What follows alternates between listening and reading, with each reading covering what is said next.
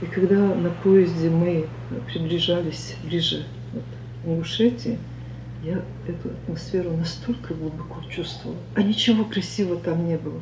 Был один бурьян. А вот такой мне вот, это даже бурьян казался красивым. Слухи со стороны о том, что, возможно, будет заключено некое соглашение. Мы теряли до 10% своей территории.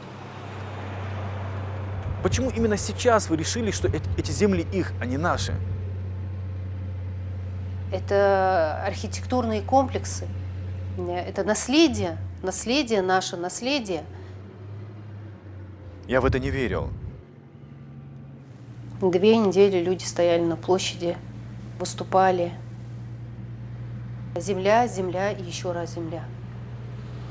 Довели людей до этой крайности, что люди начали уже кидаться на них. Ни на минуту я не перестаю думать о тех ребятах, о тех людях, да, которые сейчас незаконно содержатся в СИЗО. Я очень сильно соскучился по ним. Я хочу, чтобы они побыстрее вернулись, поговорить с ним. Надежда у людей все равно оставалась. Гылгайчи Кавказа йыкы-у. Баритлыгы бәші ечек долыш, гылгашы эрсимяхка цитема бартбяп. Султихага айылай, гылгай ляхтышты, тема бару Лыди Кавказ. Зухан ден цха, гылгашсы Россия злила ежелы политик, худ слуш хайны, тахнарш ден қачылцы. Царляхташ царгры дадуахыш, дозуныш атедыш, даюхы диғыш, буахымыш, езы супуларха гышлоныш хылыптеш. Эзри избяе, Уритлах чешері, революцияны чултихах, алғаш халляцыр большевики әділ. Из әділ бахан долыш иттыш эзіріш болчы, онықыш шойсинаш адықкыр. Ханялч, царны қычы замейчі қамышты, большевикіш доштандыр, культуры, дозаны, автономия хулитургияны. Эзри избяет олық чешері, вашы елыр, Ломан автономный республика. Изде шудяққа чултихағы, даюхы ехыр, хақылыр ғылғай автономный область. Тихт дуач итчер, шей пачалақи халеш хылыр ғылғай. Он мысси оу диях кулыш. Бағда Москверчи әділо, царь исторический культурный столиц елы Владикавказ, Кылбаседы Херечина дайылыр. Хәті әзірі избяет қадитлықчер, ғылғай моқт ницығы датиғыр нұқчи мехках. Зултихаға әзірі избяй шоузғы делықчер, нұқч ғылғай автономия да юақыш, юхир. Хәті мехкі бақш мелхіні ғылғайы нұқчие, Сибаяғы Юкрач Азия Абахитр. Қойт шудяқыр, шил, моцыл, лазырыш, гыргышнях ажыл тоқыш. Суазыпық чықпян, царя дина бысарыш, цибирзач утях.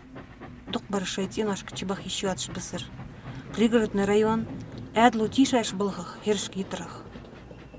Эзри испия қозғы қойтлықчер, январь бет. Иттыш эзрыжнах кулбалыр шолжғалитырчы майдынты. Шайляхташ әділгір юх хадихыш, хадинах ляхтыр ғылғай. Совете правительства сарны данна жоп, депрессия жер. Митинги гулбанарш машиныш, шабеш хидяттыш, таюх лелхбір. Митинга керти ляхтарыш, цабарыш хатиха чебехкір, вужыш буабір. Эзри испия дезгі итлақ чечерышкі. Пачалақина юхер бақдыр.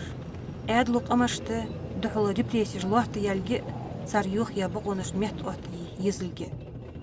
Амма шинисхы ергеан дындош, қуачсы деш, әдлу юхы моқтыр ғылғайти. Қозғы ит эзір соғысық, шайсинош ажылақ ылғадуағыш, шаймехкары пригородный районер, арбал бизір, этнический чистк от яхылырық. Уждан имел даюх бәржір, қатиға эмотик юатыш. Шезірі бірейдлықчыр, қатияқы санкциялар Москваз.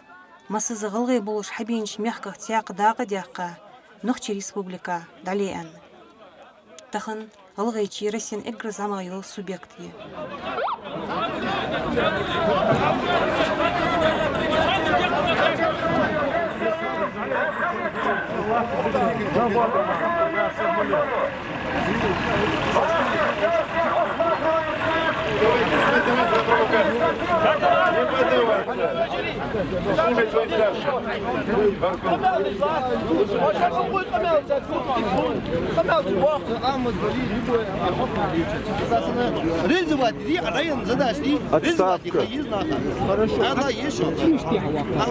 أحمد حجو واخو ميتنج حدا كان خانجر ساندي غلغي عادة تصير رئيسكي كونستيتيوشن تحزكون دوغ ده زكون دوغ ده ايش حدا يا غير حجو رئيس خليج حكومة دي غادية представитель вид сам представитель исполняющий законодательной власти уж حتى вин фу я хваш фу еще Ладу дат не вимац уж почти хат не чует ладу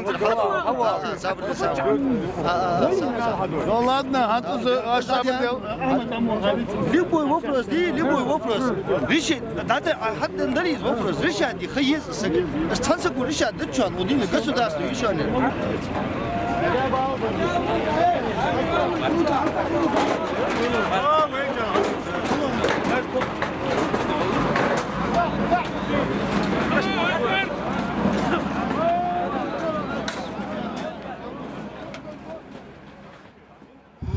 Нет, наверное, такой минуты, чтобы я не думала о тех, кто сейчас находится в заключении. Просто вот каждая свободная минута в моем сознании – это мысль в первую очередь о Зарифе,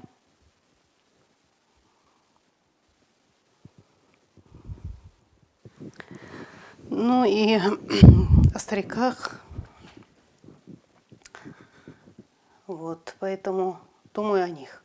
Думаю, наверное, больше бывает так вот, зацепит очень сильно, но больше всего думаю, что надо делать, что нужно, что не сделано. Как добиться справедливости, чтобы людей освободили. Вот эта мысль постоянно. Что не сделано, какие шаги надо предпринять,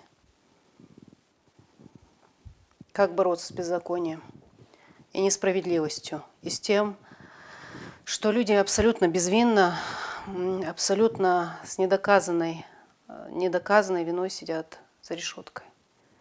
Больше года. И это очень тяжело. И это те самые люди, которые были рядом со мной. Это люди, которых я знаю, и я им очень доверяю. Доверяю исключительно.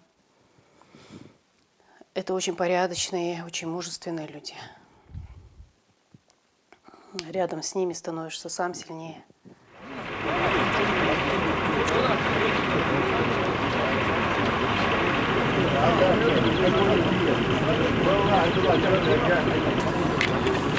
Алло, делышей кегнал, сахмалье. Ажил, вейн сулум датиш, тия вот датиш. Уж вейн духлатиш, ба кегнал дана не долыш, керс бале дана не долыш, от шей приказа хабяка нахбуш. Царти дезетвей, вейти дезетвей, вей оти алги тедяхкадат, лотедяхкадат. وي هاك مش دايم نتواتر ايش دعباك تفضل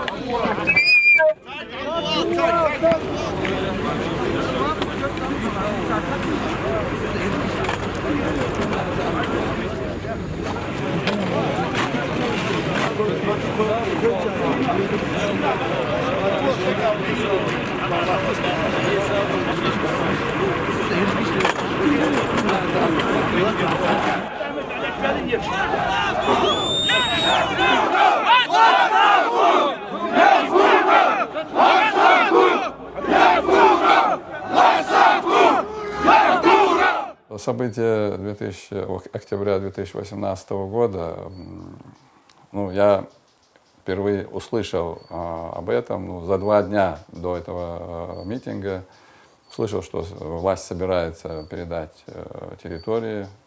Изначально, когда я начал слышать вот эти вот разговоры, слухи со стороны о том, что, возможно, будет заключено некое соглашение с соседней республикой о передаче части земель Ингушетии, я в это не верил. Ну, первые мои действия были звонить по всем оставшимся у меня контактам, чиновникам, которых я знал. Я говорю, что вы делаете? Такие вещи нельзя делать. Я говорю, вы ошибетесь, народ вас не поймет. Здесь плотность населения в 2 раза больше, чем в соседней Осетии и соседней Чечне.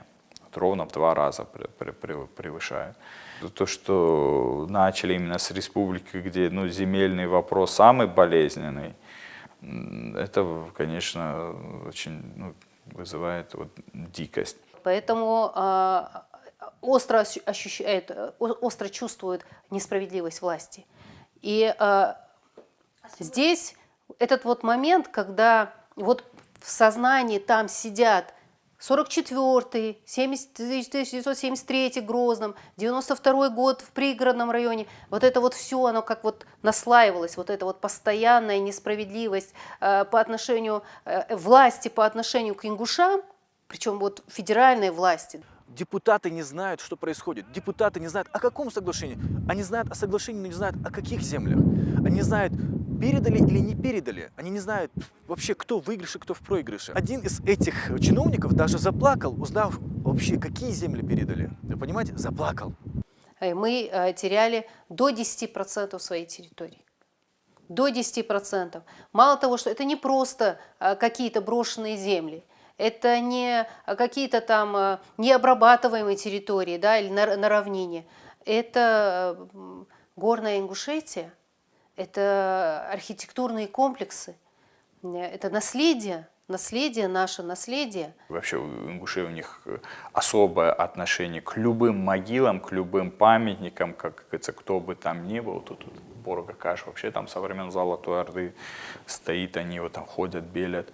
Произошли переговоры, они санкционировали этот митинг. На данном митинге за правопорядком следили местные сотрудники, то есть местные ОМОНовцы, местные ППСники. Этот митинг был чисто народный протест. Вышли все, женщины, дети, старики, абсолютно все. Такого в новейшей истории не было. Я думаю, еще в ближайшие 50-100 лет такого еще не будет. Если, конечно, еще второй раз не повторится это в Ингушетии. На площади вместе с нами стояли русские ребята и русские женщины, которые живут в Республике Ингушетия. Никто на этой площади никого не делил. Никто не говорил, что вот только ингуши там должны быть и так далее. Нет, были все, кто вот по-настоящему чувствовал Ингушетию родной. Наблюдатели, да, из Москвы, из Питера, откуда, ну, имеется в виду с большой России.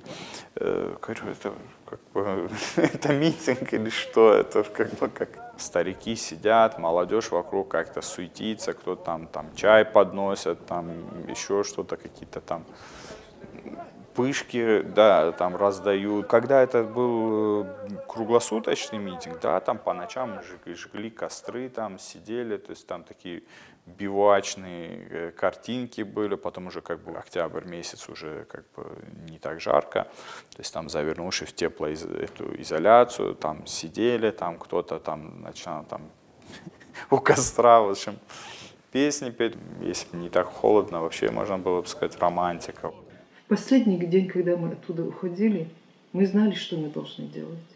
Мы от конфетки оберток не оставили на этой площадке.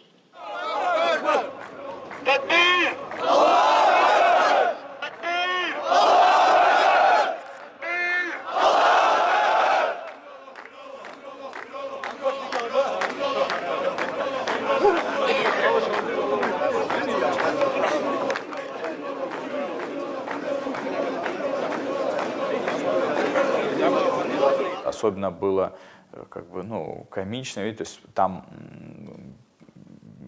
в принципе, интернет, что все это, ну, глушилось. Почему-то в какие-то моменты этот интернет, он как бы проскакивал, да, то есть вот вдруг появлялся. Я смотрю, напротив телевидения, напротив, ну, где это обычно государственные СМИ, у них под окном все это происходит, я через дорогу вот в этом здании, мы, по сути дела, из окна у нас вот одинаковая картина, но они пишут что-то несусветное, передают, имеется в виду во внешний мир. Ну, то есть вот, началась вот эта информационная война такая, то есть дезинформационная война. Я пытался быть максимально хладнокровным, потому что провокации на каждом шагу.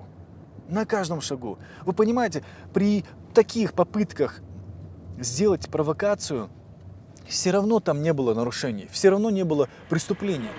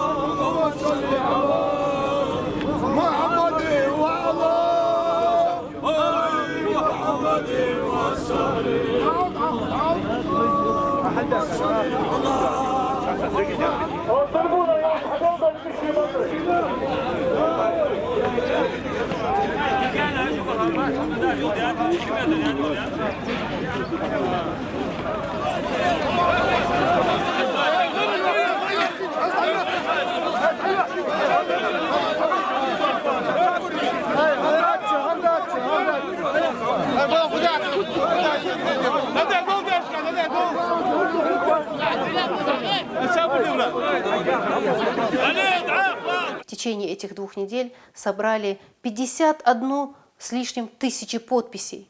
Вы можете себе представить, 51 с лишним тысячи подписей людей, которые подписались под обращением к президенту Российской Федерации Путину для того, с требованием разобраться. Свидетельствую, как очевидец, что митинг, и особенно в начале, там никаких античеченских вот этих вот моментов там не было. Это был антиевкуровский. Даже он после обеда стал антиевкуровский, а в начале он был даже не антиевкуровский, а как бы именно по поводу соглашения, по поводу земель, то есть как-то продемонстрировать моральную поддержку там, для депутатов, которые собирались голосовать против.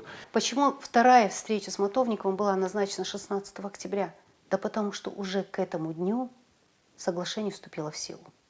И когда мы приехали на вторую встречу с полпредом, с нами разговаривали уже совершенно по-другому. Когда мы сказали о том, какая коррупция в республике, какие, значит, потемкинские деревни в нашей республике, и все, что происходит, то, что происходит на самом деле, была такая фраза полпреда: какой народ, такие бояре.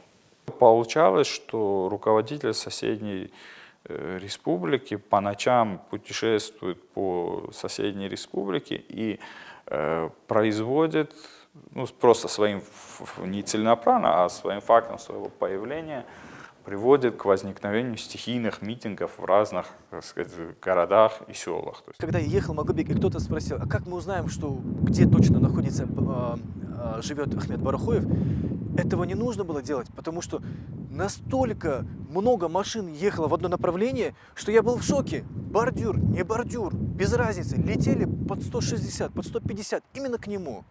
Просто поддержать его.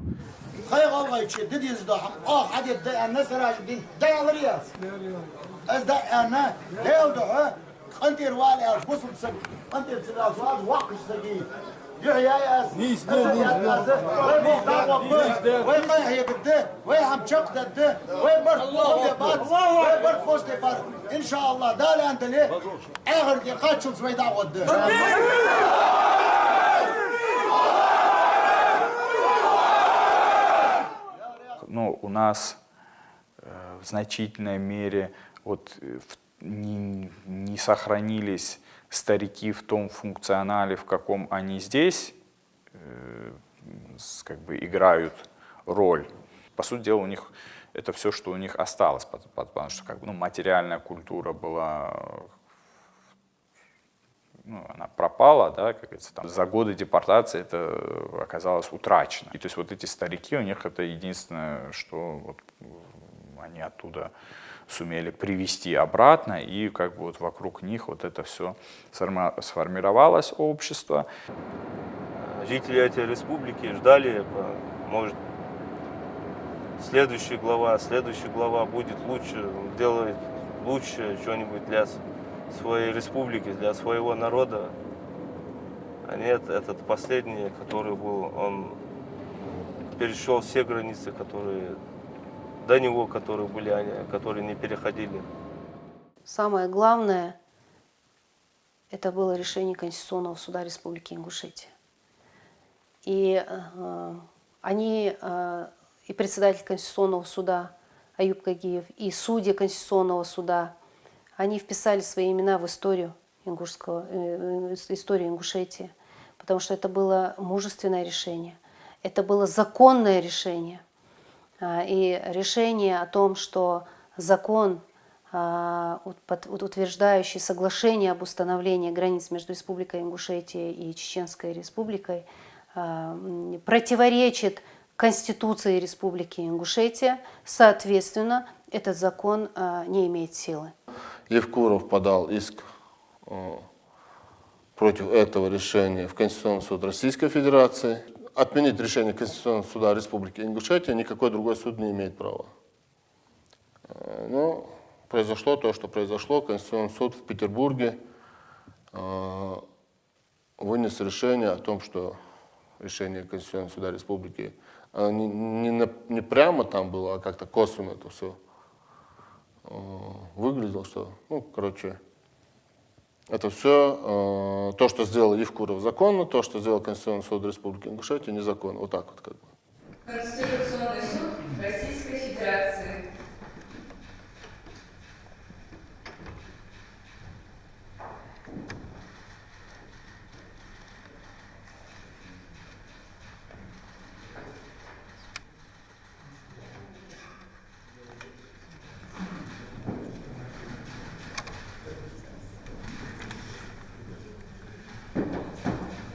Прошу садиться.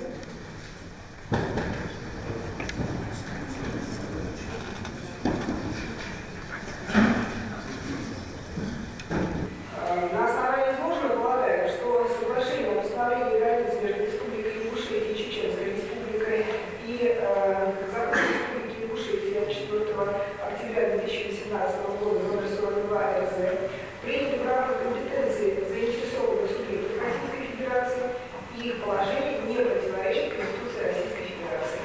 Эта граница, это формальность, это граница, это потому что мы живем в Российской Федерации, есть законы, есть Конституция, есть субъекты, и вот эта граница между субъектами Российской Федерации. Но это не граница между народами, чеченскими народами и ингушским народом. И на наш взгляд, Республика Ингушетия и Чеченская Республика, заключив рассматриваемое соглашение, действует в том числе в исполнение федерального закона. О том, что подписывается этот договор, мы, депутаты Народного собрания, узнали из средств массовой информации, узнали из митингов, которые происходили в Судовском районе. Товарищи судьи, я вам авторитетно заявляю, что мы, когда проводили голосование, зная, что возможно будет какая-то подтасовка, и видя вот эту обстановку психоза, показывали друг другу, некоторые снимали свои бюллетени. Конечно, этот результат, он был показан точно наоборот. Во-первых, в исходном бюллетене, мы знаем точно, было 5, объявили 4. 3 голоса против. То есть результат был сложился наоборот, и поэтому у нас возникло, прямо в этом помещении заседания возник шум, негодование депутатов о том, что результат голосования подтасован. Но глава республики сказал, что вопрос принят, поблагодарил депутатов, которые проголосовали за, объявил их патриотами, а те, кто голосовал против, предателями, и он ушел на митинг, чтобы доложить результат. После этого никаких утверждений протоколов счетной комиссии, никаких чтений ни в первом, ни в втором, ни в третьем протоколе и постановления парламент не принимал, мы за них не голосовали. И для нас сегодня, когда докладывают, что есть протоколы и есть постановление второго, третьего чтения, для нас это является новостью. Эти вопросы надо это заседание парламента не обсуждать. И депутаты эти постановления не голосовать. Когда слушание дела завершено, решение будет приниматься в закрытом совещании, и в разе провозглашения решения будет сообщено дополнительно. Спасибо вам всем. Прошу встать.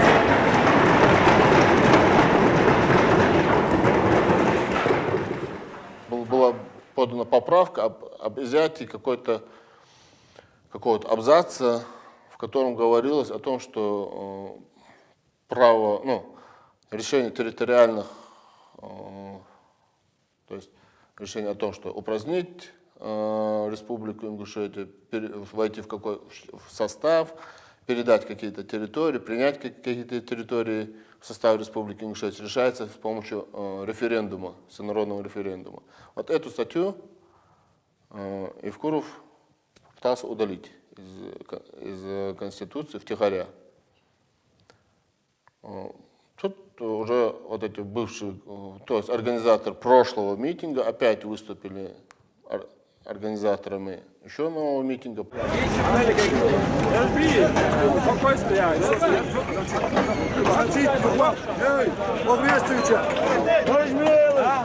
Тихо, ребята, тихо!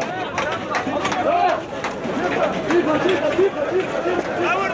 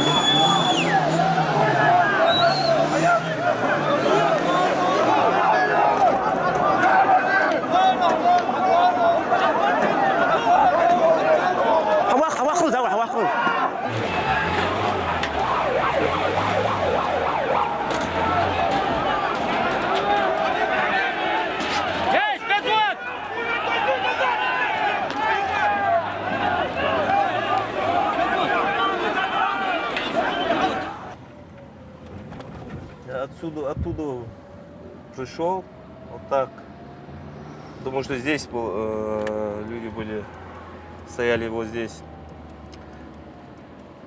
Оцепления не было, там в принципе, вот здесь митингующие стояли, и вот я к ним не заходил, рядом стал, и отсюда росгвардейцы вот так зашли. И сразу же вот эта толпа сюда двинулась, и меня зажали между росгвардейцами и этой толпой. Я старался там предотвратить какие-то провокации. 2-3 провокации. Мне показалось, что я смог предотвратить там. Кстати, ребята, вот, насколько я потом слышал, рассказываю, там все-таки что-то рассказывают. Насколько я слышал, вот эта драка основная, которая там произошла, она началась уже после того, как одного ударили по голове, у него кровь пошла. Один росгвардеец 2 раза ударил меня дубинкой, потом я уже ничего не помнил. Я оказался, вот здесь стояли 2 сотрудника, один просто в маске, без дубинки, без щита, он такой беспомощно выглядел, а второй с бронежилетом, маской и с дубинкой стоял. Вот я слушал, стоял стариков, и потом произошла вот эта драка. Я спокойно уже пошел туда, я не бежал сначала. И вижу, уже наши кидаются, ребята, ну эти ребята росгвардейцы отходят с щитами назад в строю, а наши на них кидаются. Я одного, второго откинул, ребят, откинул, и эти росгвардейцы опять начали, ну, с дубинками. Я хватаю за щит, говорю, сейчас, подождите, ребята, я говорю, сейчас успокою, все, подождите, говорю. И поворачиваюсь к росгвардейцам спиной, и вот когда ребята наши идут, я их, ну, как бы прошу их остановиться. И меня слушались, как бы, в этом вопросе, ну, отходили. Где-то что-то, может, кто-то проскакивал, не все, короче, ну. Прямо через меня никто не хотел проходить, короче, из наших. Хотелось поначалу ударить его ногой, потом увидел его беспомощность и остановился. И повернулся к второму. Ну, он был в каске, в бронежилете, хотел его ударить. Он на ингушском меня очень сильно окрикнул, сказал на ингушском, ну и на русском я сейчас буду говорить. Остановитесь, что вы делаете, прекратите, уже все кончено. Я ему сказал, ты ингуш, да, он сказал, я ингуш. После этого я говорю ему, а что вы нас бьете, если вы ингуши? Он сказал, мы вас не бьем, мы хотим вас остановить. Все закончено, оглянись. Старики сказали, давайте расходиться, все, будем расходиться, это уже перешло рамки. Все, я там остался на площади, помогал убирать мусор, все это убрать помогал. И там ходили сотрудники, вот так прямо в лицо нас фотографировали. В этот момент, когда мы там мусор убирали.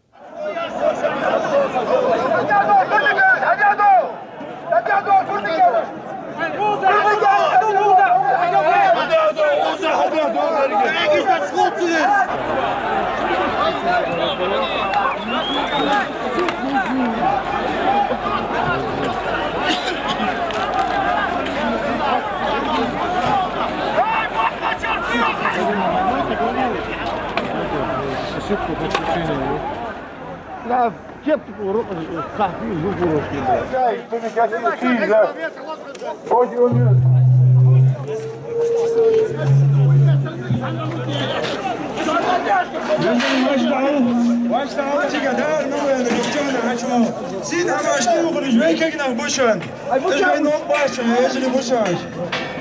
Özlem zaten da dayan. Yazın barıştı, yıkı barışın ve barış. Hacı başta.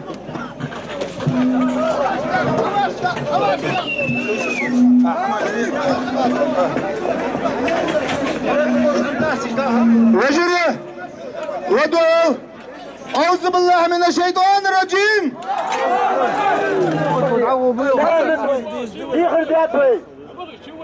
Hey, sabır diye, sabır diye, sabır مرحبا ساعة ذكرتوش ضحكوا لا تدوي صابر دي وي حد بوارش دعوا بوارش صابر دي شرطك دعوا الدوي هيا يا وشي غير صابر دي صابر دي صابر دي Хамид Селов!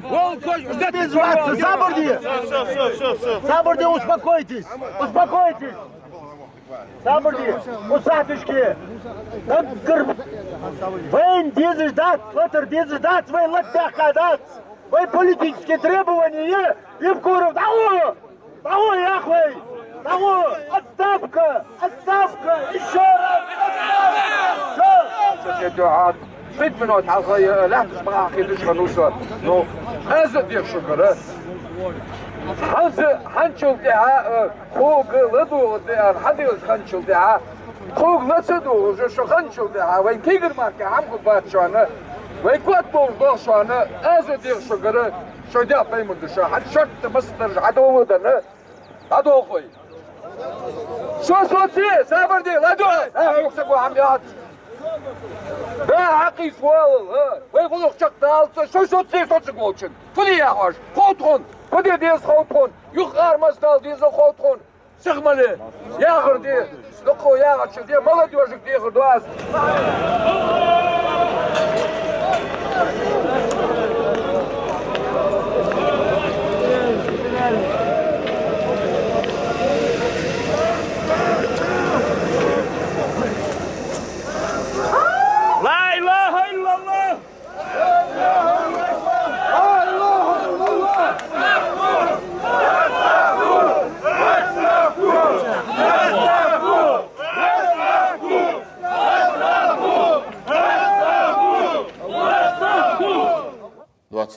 марта скинули по WhatsApp, везде скинули фотографии.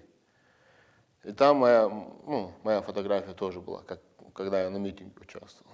Скинули фотографии и сказали, вот таких-то, таких-то разыскивают. Разыскивают. Придут, я пойду. Если что-то будет, пожалуйста, я готов отвечать.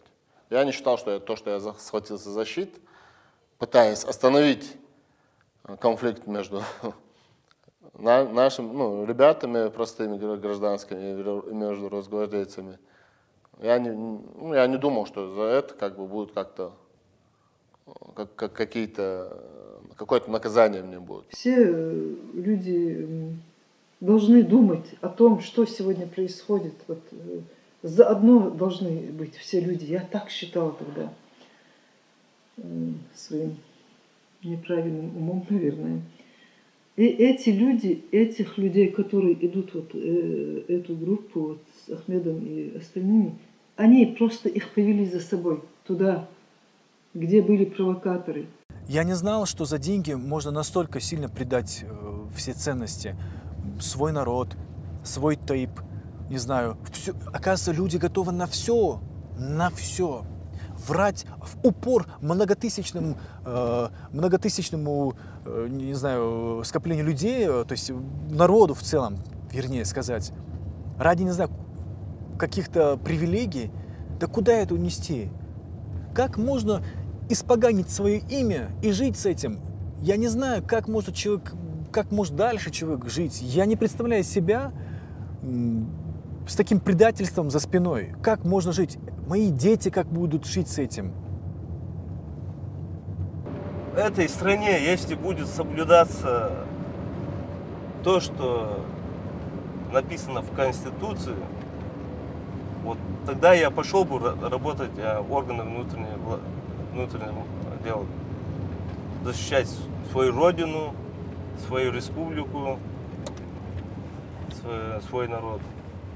Но в данный момент я вижу, что это не так все, потому что они запугивают этих самых же сотрудников с увольнением. Попробуют, пускай защитят наши права, а их уволят, заведут на них уголовные дела, обвинят в экстремизме, терроризме и в лучшем случае их посадят. А в худшем случае здесь бывает и похуже случаи.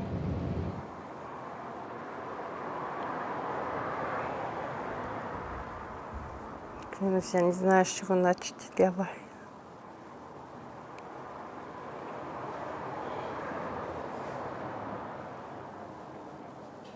нас была самая обыкновенная семья. Обыкновенная ингушская семья, большая семья. 4 сына, 2 дочки. До 14 года, до 22 февраля. Планы строились с мужем, с детьми. Думали, кого когда женить, кого когда замуж выдать. Старший Танзила и Хасан закончили университет. Думали, куда их устроить на работу. Хасан решил пойти по стопам отца, решил пойти в МВД работать. Там ему помог отец устроиться. Устроился.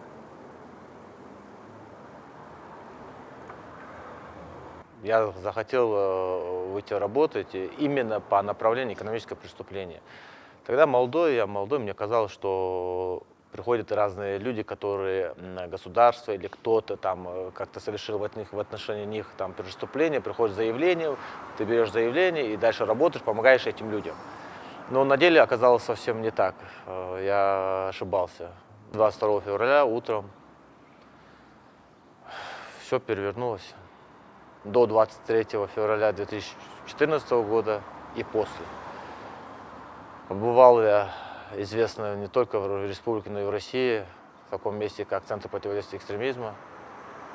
Ощутил на себя все те вещи, которые они творили и с другими людьми, которые побывали в этих стенах. Нам позвонили из МВД. Друзья его сказали, что Хасана забрали ЦП. Мы удивились, какое отношение имеет Хасан к ЦП. ЦП же, он же по терроризму, а этот работник МВД, какое отношение к нему это ЦП имеет? Ну, мы слышали про ЦП нехорошее. Его выпустили где-то 23:00, что ли, ну, где-то к 23 часам. Его полуживым. Ну, его выпустили, он сам не мог идти, его там проходной, который стоят, полицейские вытащили, отдали нам. Как так можно невинного человека избить и уволить с работы? Как так можно? В какое время, где мы живем, в какой стране? Я подумал, что я сказал, что творит с людьми застененными ЦП, я ощутил на себя, это уже понятно, что это уже пытки. Я подумал так, если это нужно чисто пытки сказать, я могу и так сказать. Потому что вся Россия знает, что такое ЦП. Я не думаю, нет таких людей, которые не знают, что такое Центр противодействия экстремизма и что они творят. Не только в Ингушетии, но и в Дагестане, но и в Чечне, но и в других субъектах. В России это все есть. Хотя мы все твердим, мы все говорим, что это правовое государство, да, но это только на словах.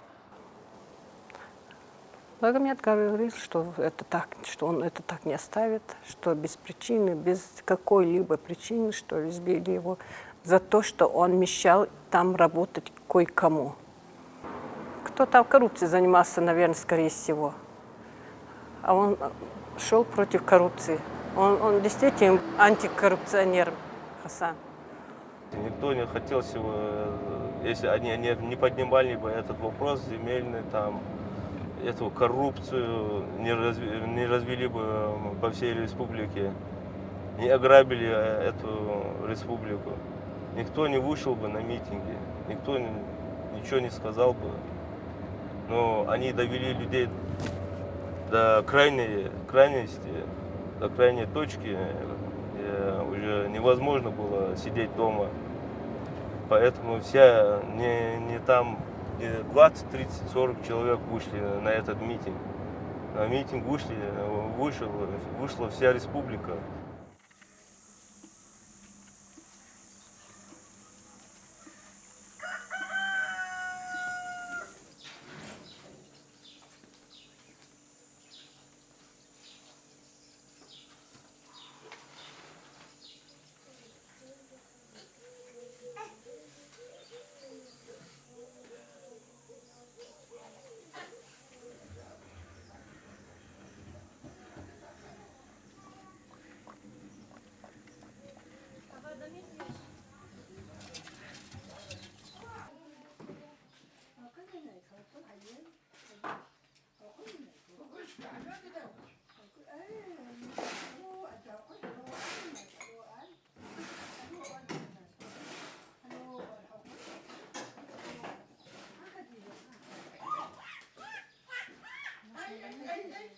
Преступления как такового не было. За мной ничего такого не было, чтобы меня там можно было задержать год.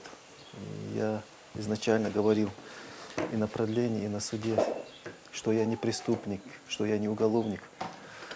А меня взяли вот так, самым наглым, бессовестным образом. Вот так взяли, вот это все.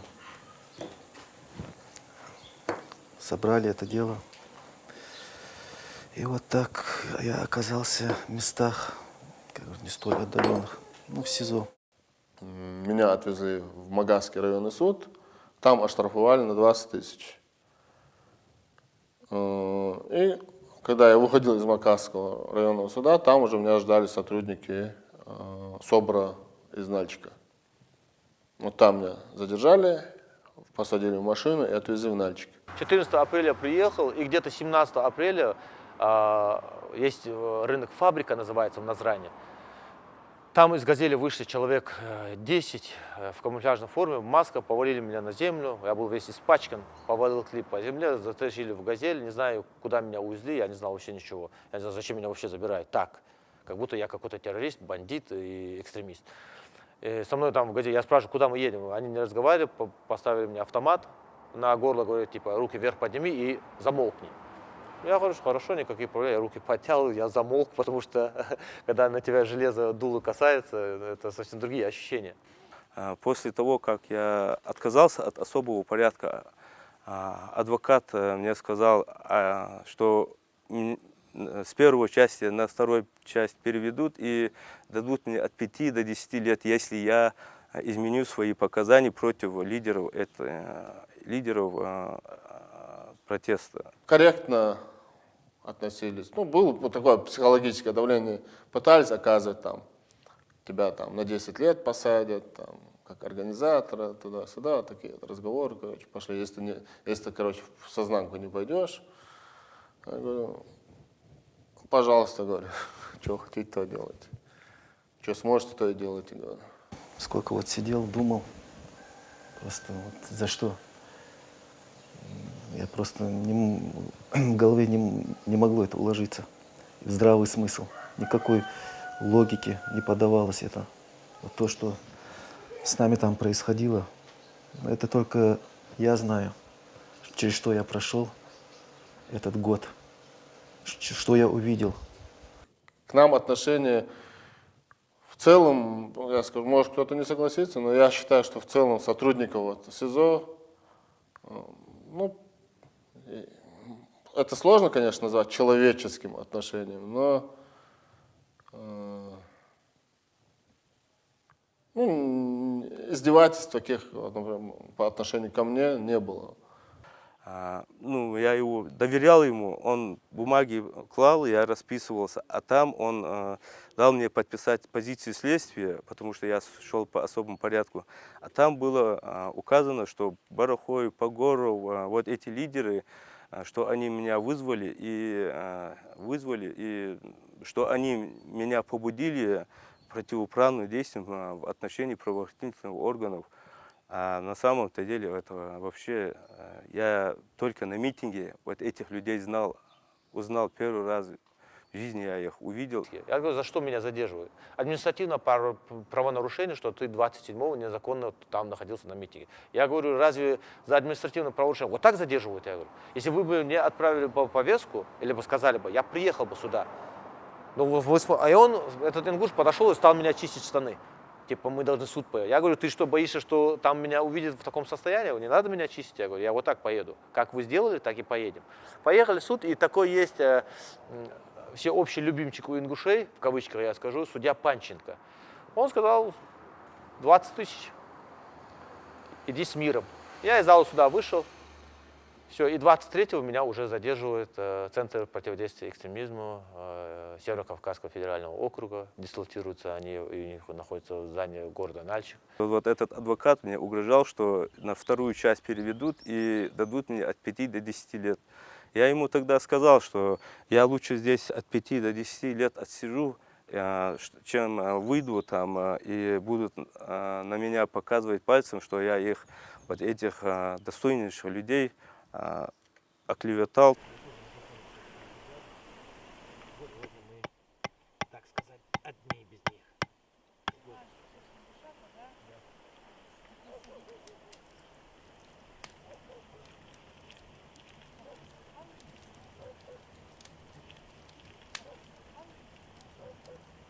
Я решил подкармливать голубей. Эти голуби, я заметил, что один голубь прилетел. Я брал этот хлебушек, его ложил на палочку, и я его где-то от решетки до подоконника, где-то, наверное, сантиметров 50 было. И я брал бумажечку, делал из нее трубку. И вот я подкармливал этих голубей. Потом эти голуби прилетали. Это было такое счастье, что они вот на воле, что они могут потом улететь куда-то на волю, что они будут себя чувствовать на воле хорошо, что кому-то бы хорошо, хоть и голубям. Багаудин спит на верхней шконке. И раз Багаудин мне рассказывает потом, он слышит какие-то хрипы. Я думаю, он помнит, сон что ли, что это такое. И раз он смотрит туда, где вот эта решка была, решетка на окне. И короче он смотрит туда, и он видит, дагестанец повесился. И на последнем сдох, глаза закатились вверх, белый все. А Багаудин же, он низкого роста, а дагестанец был крупный. Он что делает? Он не может его поднять, все спят. Он между ног поставил свое плечо, поднял его, крикнул в камере: что вы лежите, вставайте. А там была в камере еще камера, вон видеосъемка. Там дежурки вот все увидели. Они его сняли, положили. Он, по-моему, ему там массаж сердца сделал. Потом взяли воду там обрызгали его. Короче, так этот дагестанец остался жив. Хорошо вы этот день помните. Да, он голодный был, да? Он был голодный, кстати, нас, не знаю как вас, но нас не кормили. И вот нам эти, помнишь, конвоиры там приносили бутылочку воды. Нет, и мы это до меня было. с таким наслаждением эту воду пили. Это до него, было самое да, сладкое. Хаваля, да, до него это налажено было, этот бизнес. А потом Мы старались, уже, честно старались. Спасибо вам. потому что мы там начали там шуметь, нам приехал этот начальник конвоя, он нас просит: зайдите хотя бы в ЦП сегодня. Мы сказали, не зайдем, потому что мы не обедали. Мы действительно, там некоторым даже плохо было, потому что они не кушали. А помните, как меня тащили из наручников по асфальту? Помню, конечно. Я это никогда не забуду, кстати. Кого-то еще тащили? Я всегда говорил, почему я не на его месте, почему меня не тащат, да? Почему ему По лестнице не надо подниматься, да? Да. Да, всегда. Почему я всегда был крайним, а? Я не знаю. Если честно, когда меня задержали, я был чуть-чуть рад, что меня задержали, потому что из 450 тысяч людей, живущих в Ингушетии, Всевышний сделал так, что и меня посадил. Я простой человек, сельский учитель, который 17 лет своей жизни отдал вот именно детям. Обидно все это, конечно, что в нашей стране так все происходит. Все это дело было, с самого начала было сфабриковано. Все у них документация, все дело было, мне кажется, уже готово. Просто, как говорится, был бы человек, а статья найдется. Самый красивый и хороший момент было, когда мы ехали на следствие. Потому что в автовозак помещается около 7-8 человек. И мы там могли увидеться, в автозаке поговорить. И мы, когда говорили, нам приходил сотрудник УФСИНа, говорил, что вот, давайте вам наследство. И сразу спрашивают: а кто из наших едет? Кто едет? Зарифа едет, Мальсагов, Муса едет. И такие вот, знаешь, обрадовались. Все, быстро собираемся. Хоть что угодно, пускай будет наследствие, но мы друг друга увидим. И я побывал в автозаке, знаю, сделал Всевышний так, что я сумел поговорить и с Барахом Чемурзи, Мальсагов Муса, Зарифа Саутиева, я, Багаудин, Исмаил. Мы вместе в одном автозаке. Это было вообще замечательно. Говорили, они смеялись, говорили: вот мы преступники. Люди, которые говорят соблюдать Конституцию, основополагающий закон, документы страны, мы преступники, пожалуйста. Как все печально. Все действительно очень печально. Лично для меня вот этот опыт, который я там, не то, что я приобрел опыт, а то, что я там увидел, то, что я там услышал от других людей, то, что я смог рассказать людям, то, что я смог о своем народе рассказать, это не потерянное для меня время. Я находился в СИЗО, меня задержали, я был в Нальчике, когда я услышал, что Зарифу Саутиеву задержали. Честно, в эту ночь я не спал. Пока я сидел на, так сказать, жаргоне, шконке, да, я увидел, как солнце вышло. Я не мог заснуть. Как так? Как так? Ну, я считаю, что именно Зарифу задержали только из-за того, чтобы побольнее по нам ударить. Но я не думал, что вот такая у нас именно вот судебная система есть, что сами даже судьи порой сами говорили, что мы ничего не можем сделать, нам просто сказали, что нам нужно сделать, как вас судить, как вам продлевать есть. Вот это было обидно всего. Вот именно, что кто-то там именно вот манипулирует есть, вот сидит и дергает, как будто бы дергает, вот как кукловод. Хочется вот надеяться, что за всем этим политическим заказом не стоит вот наш президент Российской Федерации. Можно было вмешаться, можно было, почему нельзя просто с людьми говорить, почему нельзя просто разобраться в этой ситуации, почему людей ему нужно, я не знаю, годами держать в СИЗО. Я просто не могу. За что? Самое обидное то, что я год не видел отца и 2 дня его увидел. Потому что я сам болел, не мог сюда приехать. А когда я приезжал после этого вируса, даже папа говорил, снимай обувь вон у ворот, говорил, и босиком заходи сюда, я не знаю, где ты был. Он человек был, который очень сильно остерегался. Обработки все я делал, маски всегда ходил, все четко у него было. 2 дня. Справедливый закон этой страны. И тот человек, который здесь руководил, который меня посадил, я буду говорить за себя. Я сумел своего отца увидеть за эти 1,5 года 2 раза. И 2 раза с ним посидеть. Потом его отвезли в больницу, он сразу пошел в реанимацию. И утром в 7 часов мне, там братья остались в реанимацию, я приехал. И все. В 7 часов мне позвонили, сказали, отца нет.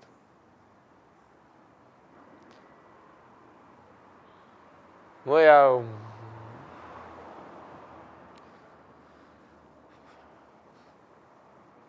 Был свет, его нет сейчас. Вот и все. Тьма. К этому я привыкший. Я ни капельки не удивился тому, что со мной случилось. Ни капельки. И вина не моя. Моя вина в том, что лишь пить хочу я. Как в басне про волка и овцу. Моя вина в том, что может, я справедливости где-то хочу. Мы знаем, что 90-е годы, 1990-е годы, они были тяжелые для всех. Они были тяжелыми и для соседних наших республик. Мы знаем, были 2 чеченские войны, последствия этих войн, и то, что проводили, и после того, как закончились эти войны, постоянно на территории Северного Кавказа, в ближайших республиках, это Дагестан, Чечня, Ингушетия, Кабардино-Балкария, Карачаево-Черкесия, во всех этих республиках постоянно проводили контртеррористические операции, значит, велась вот борьба с, значит, у меня язык не поворачивается сказать это, честное слово. Исмаил не только сейчас страдает в следственном изоляторе, да, в Нальчике, ну и до этого он потерял своего брата. Его брат был убит, я год сейчас не вспомню, был убит по дороге домой. У меня брата убили вот прямо здесь. Если он виноват, если я виновата, судите меня по закону. До тех пор, пока не состоялся суд, до тех пор, пока не вынесено обвинение и не доказана вина, он не виновен. Он не виновен.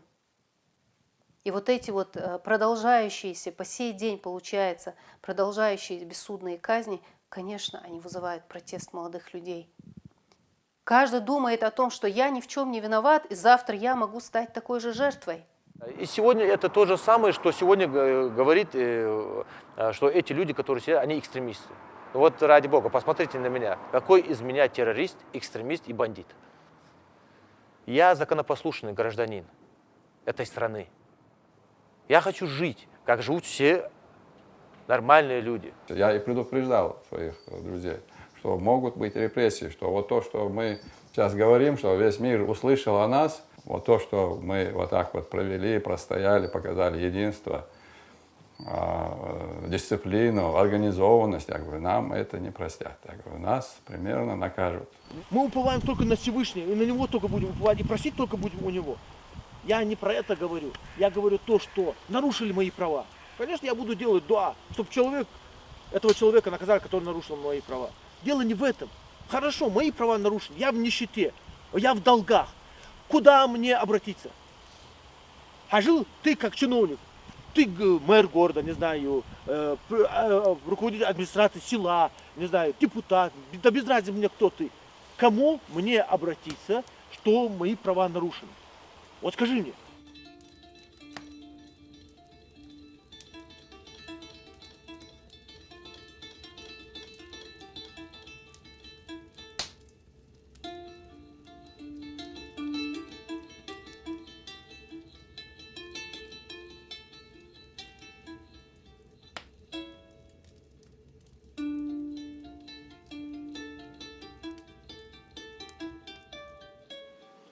Мне нравится мой народ. Я люблю его. Люблю свою республику. Люблю своих стариков, старушек. Они такие красивые, седобородые. Бабушки с такими вот личиками, такими вот мудрыми. Глаза много говорящие, ведь мой народ очень много всего испытал. Сколько испытаний перенес мой народ. Когда эту тему вспоминаю, я не могу без эмоций говорить, поэтому сложно. Вот вера, да, вера в такой благополучный исход. У нас у многих прямо она существует, да, и вера во Всевышнего, и вера в благоприятный исход, вера в справедливость, вера в истину. И эти качества как бы заложены еще Всевышним, да, от природы. Ингуши сохранили эти качества. Конечно, я верю в победу своих соратников и всех тех людей в России, которые незаконно осуждены. Все те политзаключенные в России, и в Питере они есть, и в Москве, и везде в России, многие сидят незаконно осуждены. Я в их победу верю, потому что с детства, у каждого было детство, я всегда говорю, справедливость, доброта, светлое всегда выигрывает. Выигрывает зло, выигрывает и это. И я считаю, что победа будет рано или поздно. Нужно чуть-чуть подождать. А наш народ, именно наш народ, он терпелив. Он умеет ждать. И он будет ждать справедливости. Нам надо добиться освобождения наших заключенных. Это самое главное. Я думаю, что когда мы этого добьемся, мы этого обязательно добьемся, когда мы освободим наших заключенных, знаете, вот несправедливость, она вот и даже вот беззаконие, которое сейчас происходит, да, и в отношении тех людей, которые у нас сейчас сидят, лидеры наши, оно имеет свой конец. Мы просто одно требовали, чтобы соблюдали на Конституцию вот, Российской Федерации и наши права как граждан Российской Федерации, а не поддерживать тех, кто поближе там, к власти или к главе или к главе государства, а соблюдали всех права, независимости от должности, от национальности, от религии. Если мы являемся гражданами Российской Федерации, то это должно быть так.